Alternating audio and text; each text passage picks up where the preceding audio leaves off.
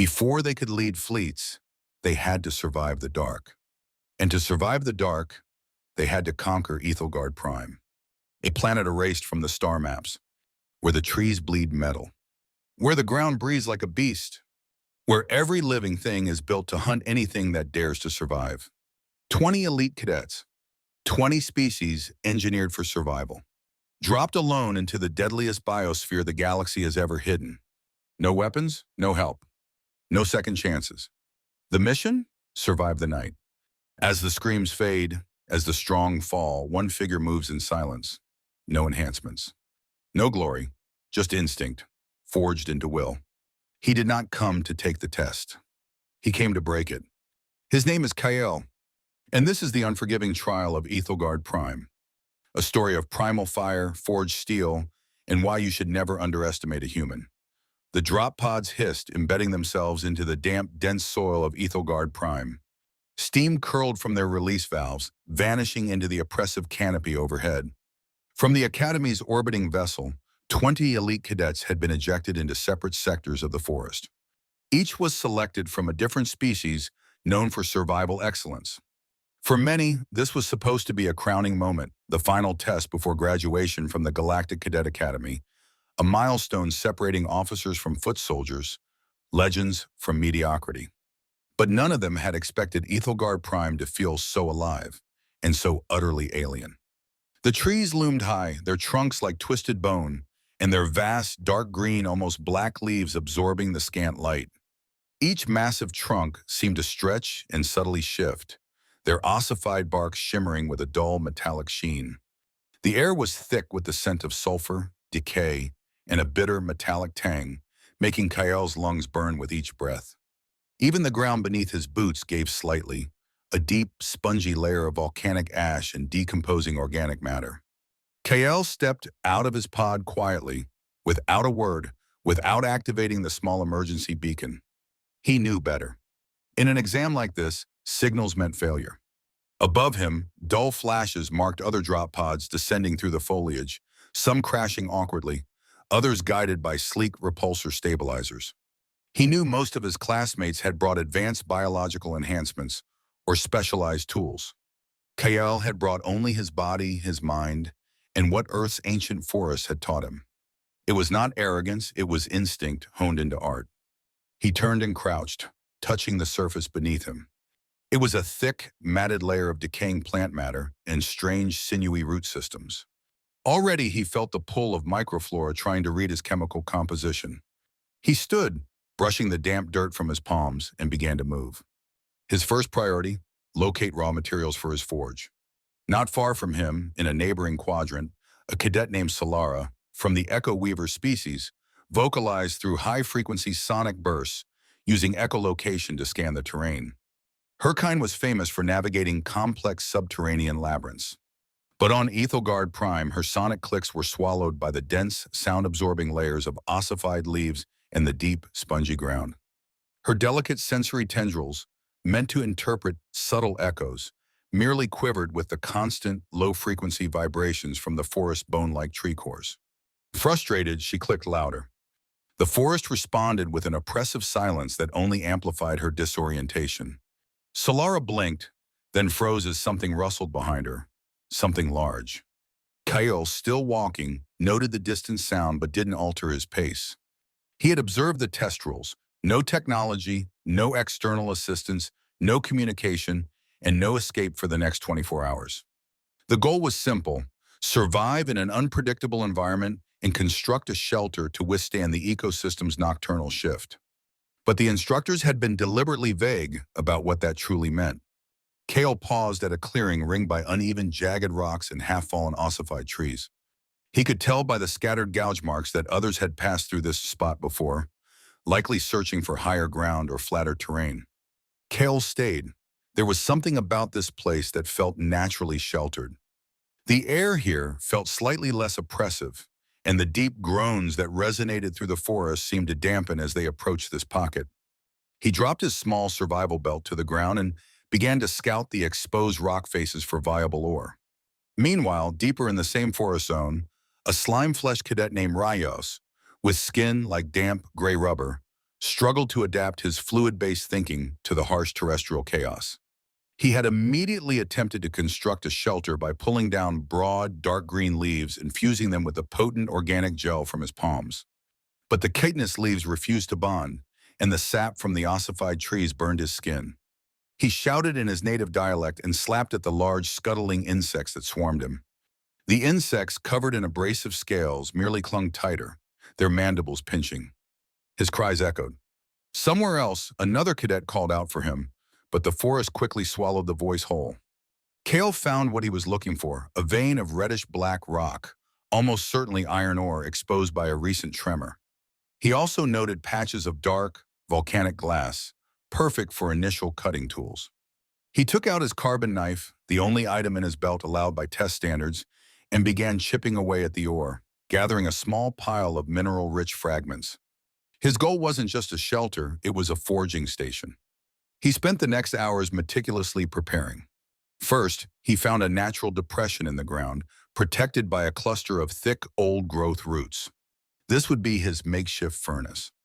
He gathered dense, dry wood, prioritizing dark, heavy varieties that would burn hot and slow, and began building a precise fire pit, a smelting kiln in miniature. He layered wooden ore fragments, understanding the delicate balance of oxygen and heat needed to extract metal. He then used his knife to chip off shards of the volcanic glass, quickly shaping a few razor-sharp blades for finer work. The bathing steel period began as the two suns climbed higher, and the shadows warped unsettlingly. Kael didn't look at the sky. He trusted his own rhythm. He heard distant shouts of panic, theories about magnetic shielding and local gravity pockets. Some cadets believed the trees themselves were a living, malevolent entity. Others believed the test was a pure psychological simulation. But none of it mattered to Kael. All that mattered was control over his immediate environment and the materials within it. He watched as a creature, a multi-legged horror with a segmented, carapace-like body, rose from a bush and sprayed a cadet with a thick, corrosive black foam. The cadet thrashed, unable to move, dissolving. A drone hovered above for a moment, then recorded the incident before vanishing. The system was watching. Kael ignored it. He focused on his fire. The initial sparks caught, nurtured from dry, dark moss and finely scraped bark. He carefully fed the flame, coaxing it to burn hotter, deeper. The reddish ore began to glow. Hours passed. His hands, calloused from years of practice, deftly managed the heat, adjusting airflow, adding more fuel. By the time the light began to fade, not like on Earth, but in abrupt, jarring pulses, Kael had managed to extract a small but pure ingot of raw metal. It wasn't perfect, but it was a start. Swallowing night felt like a heavy, suffocating lid. Kael struck two of his newly extracted metal pieces together. The sparks were dull but hot. He transferred the glowing ember to a bowl of coiled bark he had carved. The small fire glowed steadily, casting short, dancing shadows. He then moved the glowing metal ingot onto a flat, dense rock he'd preheated, using another rock as a hammer. The sharp, metallic tang in the air mixed with the bitter scent of burning wood and sulfur. He was forging.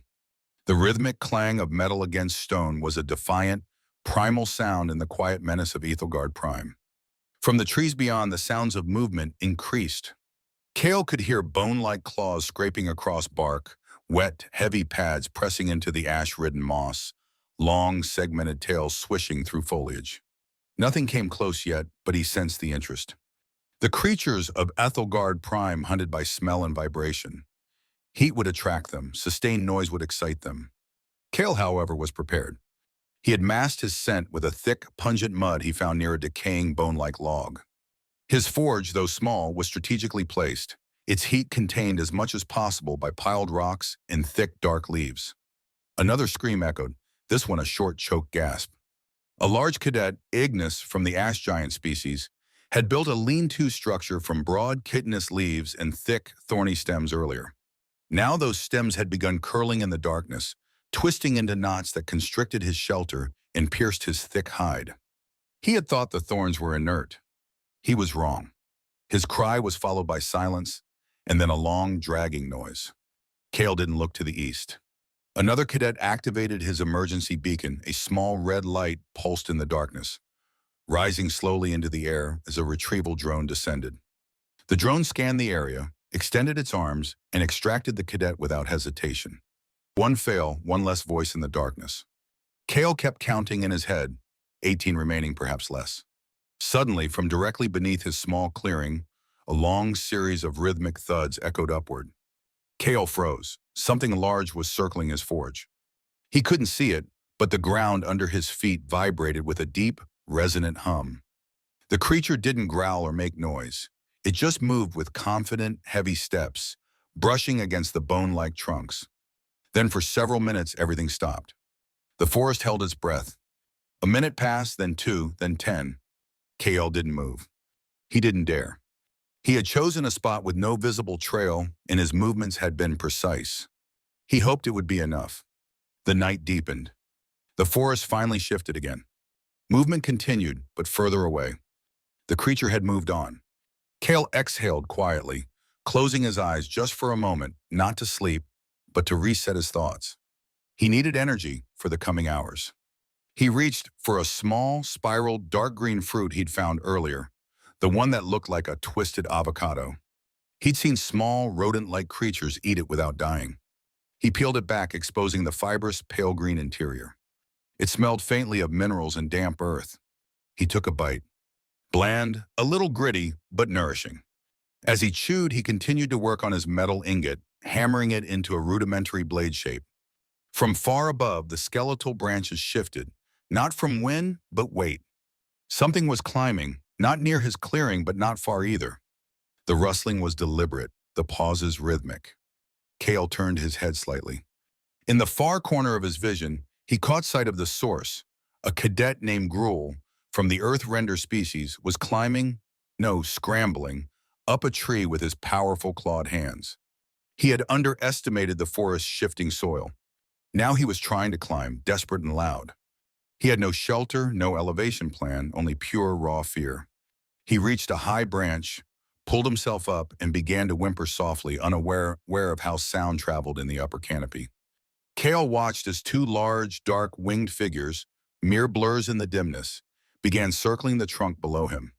They moved like birds of prey, but their wings were leathery and their beaks sharpened bone. He didn't see them, but they saw him. Kael turned away, unable to watch what would follow. Then came the chain reaction. One scream led to another. From the west, someone shouted for help in a cracked guttural dialect. From the south, a cadet, Rictus of the Heat Seekers, had ignited a concentrated heat source he carried. The thermal flare drew something fast and enormous from the shadows, too quick to register clearly. The heat source dropped, the thermal signature vanished. There was no scream this time, only a deep thud and silence. The drone didn't come. Kael swallowed dry air, his mouth tasting like iron. His hands had gone cold, even near the forge. The tension had crept from his muscles into his thoughts.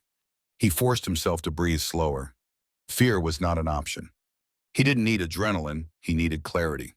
He forced himself to focus. The blade was complete, razor-sharp and deadly. Now he began work on his bow. He'd found a strong, flexible branch earlier, perfect for a short bow, its core-like hardened sinew. Using his newly sharpened blade, he carefully shaved down the wood, testing its flex, ensuring perfect symmetry. He then began to strip long, tough fibers from the inner bark of a nearby resilient vine, ideal for a bowstring. His movements were precise, economical. The rest of the night crawled forward like a wounded animal. Every breath was a decision, every sound carried risk. No one spoke anymore. The forest had silenced even the bravest. A few hours before dawn, the heavy, guttural growl returned beneath his clearing. This time closer. Kael gripped his newly forged blade, its handle wrapped tightly with tough bark fibers. Through a crack in the foliage, he saw it, not clearly, but enough. A hulking creature, its black hide like pitted rock, with translucent patches of muscle that shimmered with dark, internal heat in the faint light. Its wide, flat nostrils flared as it moved beneath him. 6 legs, no visible mouth, a split spine with a fin-like ridge that trembled with each heavy step. It wasn't hunting, it was searching, sensing the residual heat from his forge. Kael held his breath. He had also placed a few strips of aromatic but non-toxic leaves near the edge of his camp, a subtle decoy for a creature that hunted by scent and heat.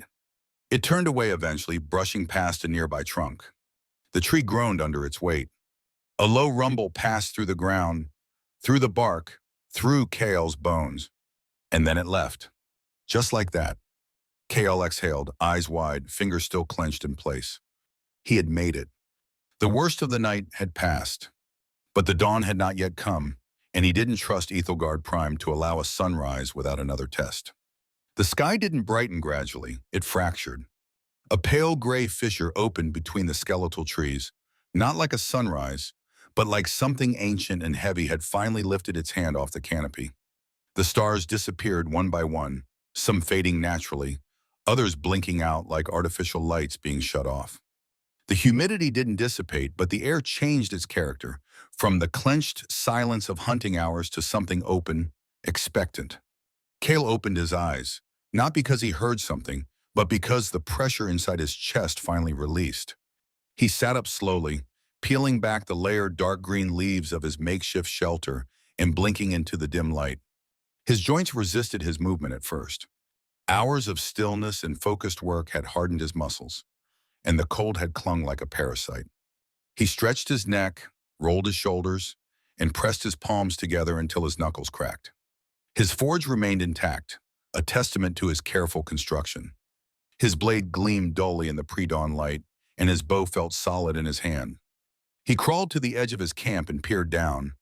The forest floor was visible now, a shifting landscape of ash-cold moss, broken branches, and dark smears that hadn't been there yesterday. His immediate area remained untouched, but not all were so lucky. To his right, a few meters away, a shelter had collapsed into a heap of burned fiber and singed vine. Near it, a deep gouge mark, 4 meters long, had been slashed into the soil, with fragments of ossified tree bark embedded within it. No body remained, no movement, just the remnants of panic, half covered in morning mist. A faint mechanical sound broke the quiet, a low, steady hum. He turned his head upward. Above the trees, gliding like shadows across the clouds, came the retrieval drones. They had changed formation. Instead of arriving individually in response to emergency beacons, they now flew in wide arcs, scanning, gathering. The exam was over. Kael remained where he was, unmoving, even as the first drone descended. It didn't come for him. It hovered above a nearby quadrant, extended its arms, and lowered a net to retrieve what looked like a pile of shredded fabric and discarded tools. It retracted the net without ceremony. Another loss. The drone turned and ascended. A second drone passed directly over his position, paused, then continued on. He began to count the number of drones that arrived and the number that left with cargo. He saw 2 more retrieve intact cadets, one limping and barely conscious, the other wrapped in emergency stasis gel. He recognized the second as Umbra of the Shadowborn, her typically dark skin now pale and covered in faint scorch marks. Kael watched her ascend with silent respect. She had survived, even if only barely. A new drone dropped lower and hovered beside his clearing. This one was different, sleek, black, and marked with the insignia of the Galactic Cadet Academy, an evaluation drone. It did not carry medical equipment. Instead, it projected a narrow beam of light upward that scanned his entire camp, the forge, the shelter, the tools, even the surrounding terrain for signs of his activity. Kael sat still, back straight, chin lifted. The drone rotated, scanned the base of his trees, the structure of his fire pit, the raw materials, his newly forged blade, and his constructed bow. It then hovered in place for several seconds, as if processing something utterly unprecedented. The beam shifted and projected a pale blue circle beside his feet. A small screen appeared in the air, and on it, a single word in 4 languages, pass. Kael exhaled and gave a single nod. The drone withdrew, disappearing back into the gray morning air. He stood then, rising fully for the first time. His legs trembled, but he held steady. He took one last look at his camp, the forge still warm, the blade nestled in its sheath, the bow resting against a gnarled root. He picked up his prized creations, placing them carefully back in his belt. Then he walked forward. The path to the retrieval site emerged, not a path in the usual sense, but a corridor where drones now hovered and cadets emerged one by one, limping, bruised, but alive. He passed a cadet he didn't know, a male with dull gray skin and empty eyes. He didn't acknowledge Kael. Kael didn't expect him to. This place had taken something from everyone. For some, it would never be returned. The staging zone was a shallow basin surrounded by trees that had curled back their branches as if bowing to the end of the trial. A single platform floated at the center where academy instructors stood in silence, clipboards in hand, their expressions neutral. One by one, cadets were scanned, documented, and taken aboard. When it was his turn, Kael stepped onto the platform and stood still as the scanner passed over his body. One of the instructors, a tall, red-scaled female with 3 eyes, tilted her head slightly and read something on her datapad. Human cadet, shelter intact. Forge detected. Refined metal and self-made weapons identified. Proactive resource utilization. Demonstrated exceptional ingenuity. Minimal energy expenditure. No panic. No deviation from survival protocol. No direct engagement with dangerous fauna observed, but high-tier predator presence detected near camp. Then absence, she said aloud, her voice betraying a hint of awe. The male instructor leaned closer. Was he monitored throughout the cycle? Yes, the female replied. Consistent, deliberate action. Mastery of environmental exploitation. Unprecedented level of primitive crafting. Assessment suggests an adaptive capacity exceeding all prior candidates. The male nodded slowly. He noted Kael's name on his pad. Kael didn't speak. He didn't ask what his score would be. He didn't care. He had passed something greater than numbers. He had endured. He had conquered. The platform lifted and glided toward the waiting shuttle. As he stepped inside, he caught sight of his reflection. His face sunken from stress and hunger, his clothes damp and ragged, his eyes hollow but unbroken. He looked nothing like the cadets who had arrived in crisp uniforms and polished gear. He looked real. He took a seat and strapped in. The cabin remained quiet as more cadets entered one by one. Those who had survived gathered in silence. There was no celebration, no conversation, just the quiet presence of those who had seen the worst and made it to morning. As the shuttle rose from Aethelgard Prime and the forest vanished beneath the clouds, Kael closed his eyes, not to rest, but to remember. Because someday, in a colder war or a deeper void, what he had learned here would matter more than any medal or title. And he would not forget. Kael didn't look like a hero. His uniform was torn. His blade was rough. His face hollow. But when the others screamed, he stayed silent. When the world turned hostile, he turned it into a forge. He didn't survive the dark. He conquered it. If you want to know what Kael faces next, hit that subscribe button. And if you believe, that no one should ever underestimate a human, share this story. Let the galaxy know we don't just survive. We become the reason others fear the dark.